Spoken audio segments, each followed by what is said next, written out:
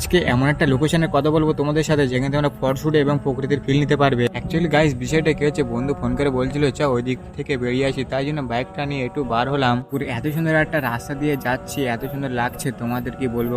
চলে আসলাম ইন্দো প্রজেক্টের এখানে এসে এত সুন্দর লোকেশন তোমাদের কি বলবো। আমারও অনেকবার এসেছি ডিএসএলআর নিয়ে, আমরা প্রায় 2-3 বছর ধরে এখানে আসিনি, আজকে এসেছিলাম একটুখানি বন্ধুরা মিলে। এবার এসে দেখলাম যে ভালোবাসা এখানে শুরু করে দিয়েছে প্রকৃতির হাওয়া ফিল করতে করতে। আসার কারণ হচ্ছে অনেক ভালোই গরম পড়েছে, তাই জন্য এসেছিলাম একটুখানি ঘুরতে। আর অনেকে এখানে আসে, মানে এখানে বড় মাঠ আছে, এখানে এসে সব ক্রিকেট খেলে, ফুটবল খেলে। দেখতে দেখতে তুলসীপাটা কি এক গাছের একটা ফল নিয়ে আসলো, নিয়ে বললো যে কি এটা,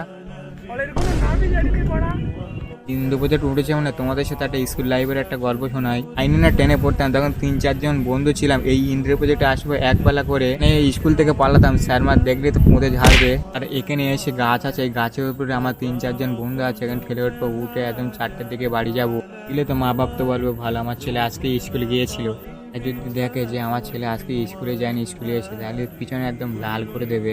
তাই হোক, স্কুল লাইফ মানে একটা লাইফ এনজয়টা, ওদের সাথে মানে আড্ডা মারা, যেখানে সেখানে যাওয়া, কারো কাছে আম পড়ে নিয়ে দৌড়নি, বন্ধুদের সাথে থাকলেই একটা আলাদা এনজয় হয়। সন্ধ্যা হয়ে গেছিল বলে বাড়ি চলে আসলাম।